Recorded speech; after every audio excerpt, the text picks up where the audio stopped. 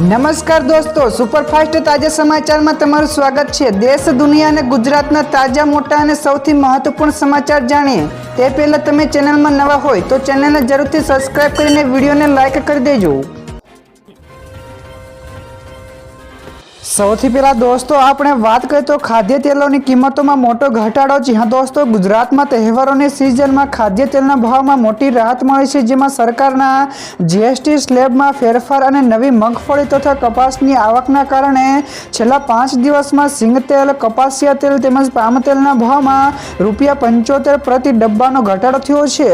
તો હવે સિંગતેલ 2250 થી 2300 સુધીમાં, કપાસિયા 2210 થી 2260 અને પામ તેલ 2005 થી 2010 રૂપિયામાં ઉપલબ્ધ છે। તો તહેવારો પહેલા ભાવ ઓછો થવાથી ગૃહિણીઓમાં પણ ખુશી છવાઈ ગઈ છે। તો દોસ્તો બીજા સૌથી મોટા સમાચાર સામે આવ્યા છે। પીએમ મોદીએ જીએસટી બાદ વધુ કર ઘટાડવાનો સંકેત આપ્યો। જી હા દોસ્તો, પીએમ મોદીએ યુપી ઇન્ટરનેશનલ ટ્રેડ શોમાં જણાવ્યું કે 22 સપ્ટેમ્બરથી લાગુ થયેલા જીએસટી ઘટાડા બાદ ભવિષ્યમાં પણ કર ઘટાડો અને સુધારાઓ ચાલુ રહેશે। તો તેમણે વિશેષમાં કહ્યું કે 2014ની સરખામણીએ આજના સમયમાં ટેક્સનો બોજ નોંધપાત્ર રીતે ઘટ્યો છે અને મધ્યમ વર્ગ તેમજ ખેડૂતો તથા નાના ઉદ્યોગોને પણ સીધી બચત મળી રહી છે। તો સરકાર ઉદ્દેશ્ય અર્થતંત્રને મજબૂત કરીને કરનો બોજ ઘટાડવાનો છે, જેને સામાન્ય લોકોને તેનો લાભ મળે। તો દોસ્તો ત્યાર પછી આગળ વધુ એક સૌથી મોટા સમાચાર, 1 ઓક્ટોબરથી લાગુ થનાર 7 નવા નિયમો। જી હા દોસ્તો, 1 ઓક્ટોબર 2025થી મહત્વની નિયમાવલીઓ દેશભરમાં લાગુ થશે, જેમાં online gaming, train ticket booking, UPI, ઇ-પોલ, એલપીજીના ભાવ તેમજ એનપીએસમાં ફેરફાર થશે। તો ઓનલાઈન ગેમિંગ વધુ સુરક્ષિત બનશે। તો આઈઆરસીટીસી ટિકિટ બુકિંગ માત્ર આધાર સંબંધિત યુઝર્સ માટે જ રહેશે અને યુપીઆઈમાં પણ કલેક્ટ રિક્વેસ્ટ બંધ થશે। તો ઇ-પોલ ખાતા માટે નવી સુવિધાઓ અને લઘુત્તમ પેન્શનમાં વધારો શક્ય છે। તો એનપીએસમાં પણ એક પાન નંબરથી એકથી વધારે સ્કીમોમાં પણ રોકાણ કરવી શક્ય બનશે। તો દોસ્તો બીજા સૌથી અગત્યના સમાચાર સામે આવ્યા છે। સીબીએસઈ બોર્ડ પરીક્ષાની સંભવિત તારીખો જાહેર કરી છે। જી હા દોસ્તો, સીબીએસઈએ 2026માં ધોરણ 10 અને 12ની બોર્ડની પરીક્ષાઓની સંભવિત તારીખોની જાહેરાત કરી છે, જેમાં પરીક્ષાઓ 17 ફેબ્રુઆરીથી શરૂ થશે અને ધોરણ 10ની પરીક્ષાઓ 9 માર્ચે સમાપ્ત થશે। તો જ્યારે ધોરણ 12ની પરીક્ષાઓ 9 એપ્રિલે 2026ના રોજ સમાપ્ત થશે। તેની સંભવિત તારીખ પત્રકમાં સીબીએસઈએ જણાવ્યું હતું કે ધોરણ 10ની 2 બોર્ડની પરીક્ષાઓ હશે, જેમાં પરીક્ષાનો બીજો તબક્કો 15 મેથી શરૂ થશે અને 1 જૂન 2026ના રોજ સમાપ્ત થશે। ત્યાર પછી દોસ્તો આગળ વધુ એક સૌથી અગત્યના સમાચાર મળ્યા છે। અંબાલાલ પટેલની મોટી આગાહી। જી હા દોસ્તો, જાણીતા હવામાન નિષ્ણાત અંબાલાલ પટેલે ગુજરાત માટે મોટી આગાહી કરી છે, જેમાં 27 સપ્ટેમ્બર સુધી ઉનાળા જેવી તીવ્ર ગરમી પડી શકે છે, જો કે 23 સપ્ટેમ્બર પછી તીવ્ર વધુ બની છે, જે નવરાત્રિની શરૂઆતને પણ અસર કરી છે। તો ત્યારબાદ હસ્ત નક્ષત્ર 27 સપ્ટેમ્બરથી 5 ઓક્ટોબર દરમિયાન ગાજવીજ સાથે અતિભારે વરસાદ તેમજ ખાસ કરીને દક્ષિણ ગુજરાત, સૌરાષ્ટ્ર અને કચ્છમાં વરસાદની શક્યતા વધારે છે।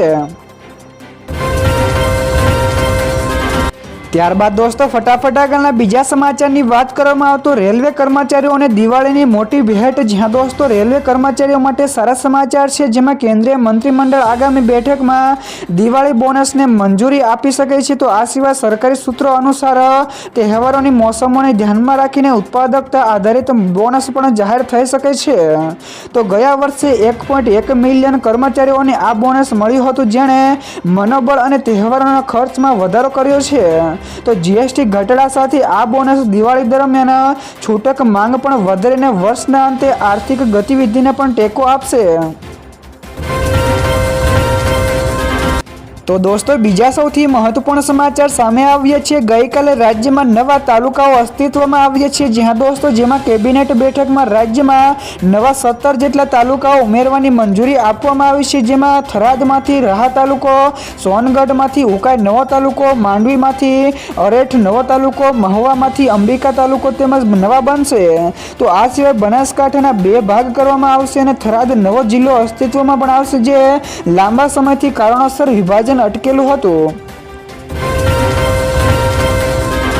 તો દોસ્તો ત્યાર પછી આગળ વધુ એક સૌથી મહત્વપૂર્ણ સમાચાર, નાસાના પાર્કર પ્રોબે બનાવ્યો સ્પીડનો રેકોર્ડ। જ્યાં દોસ્તો નાસાના પાર્કર સોલાર પ્રોબે અંતરિક્ષ પ્રવાસની સૌથી વધારે ગતિનો રેકોર્ડ બનાવ્યો છે। તો 18 સપ્ટેમ્બર 2025ના રોજ આ અવકાશયાનો પ્રતિ કલાકે 6.78 લાખ કિલોમીટરની ઝડપે હાંસલ કરી હતી। તો આટલી તીવ્ર ગતિએ પહોંચનારું આ પ્રથમ માનવ નિર્મિત યાન છે। તો તે સૂર્યની સપાટીથી 62 લાખ કિલોમીટરને સૌથી નજીકના સ્તરે પહોંચી ગયું છે। તો આ પ્રોબનો મુખ્ય હેતુ સૂર્યના રહસ્યમય કોરોનાનો અભ્યાસ કરવાનો છે। ત્યાર પછી દોસ્તો આ સિવાયના બીજા સમાચારની ઝડપથી વાત કરવામાં તો કલેક્ટર કચેરીમાં ભરાશે 5186 જગ્યાઓ। જ્યાં દોસ્તો મહેસૂલ વિભાગ દ્વારા રાજ્યની કલેક્ટર કચેરીઓમાં 5186 જગ્યાઓનો મહકેમ મંજૂર કરવામાં આવ્યું છે। તો આગામી સમયમાં તેની ભરતી થશે। તો મહેસૂલ વિભાગમાં 173 જગ્યાઓ પ્રતિ નિયુક્તિથી ભરાશે, જ્યારે 27 જગ્યાઓ કલેક્ટર કચેરીએ ભરવાની રહેશે। તો નાયબ મામલતદારની 116 જગ્યા ડેપ્યુટેશન રિઝર્વથી રખાશે। તો આ નાયબ મામલતદાર વર્ગ 3ની નિમણૂકને લઈને નિર્ણય પણ લેવાયો છે। તો જેમાં 5502 જગ્યાઓ નાયબ મામલતદાર વર્ગ 3 માટે પણ મંજૂર કરાઈ છે।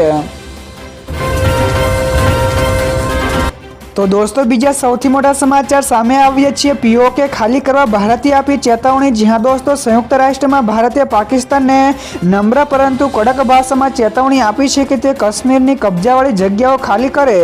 તો ભારતના પ્રતિનિધિત્વના નિવેદન અનુસાર પાકિસ્તાનને સંપૂર્ણ રીતે સમજાવી દેવામાં આવ્યું છે કે તે મૌલિક માનવ અધિકારોના ઉલ્લંઘન ઉપર પ્રતિબંધ રહીને કબજાવાળી જગ્યાઓને વાપસી કરવી પડશે।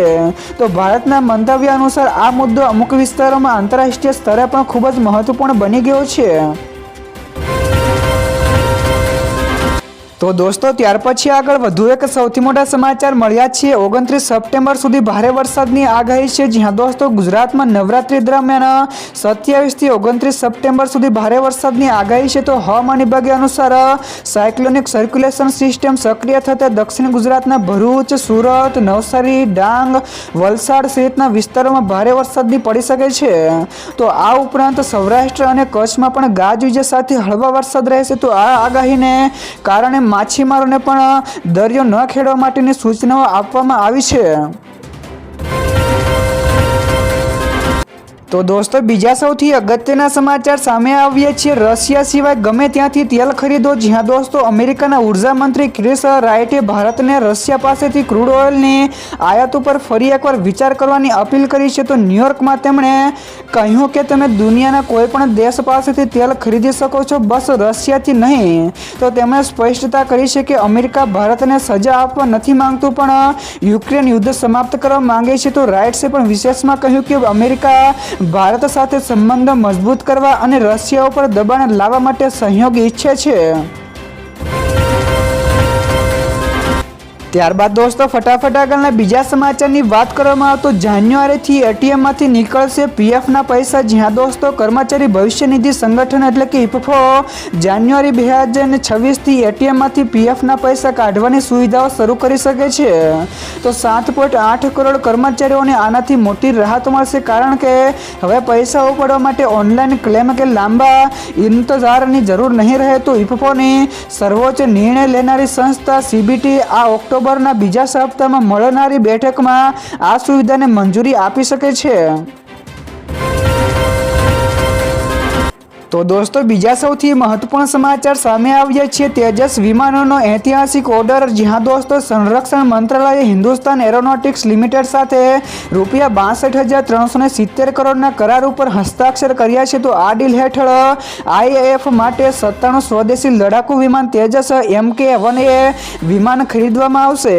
તો જેમાં 68 ફાઇટર તેમજ 29 ટ્રેનર એરક્રાફ્ટનો સમાવેશ થાય છે। તો આત્મનિર્ભર ભારત તરફનું આ એક મોટું પગલું છે, જે ભારતીય વાયુસેનાની ક્ષમતાઓને મજબૂત કરવાની સાથે જ દેશને સંરક્ષણ ઉત્પાદન ક્ષેત્રે આત્મનિર્ભર પણ બનવામાં મદદરૂપ થશે।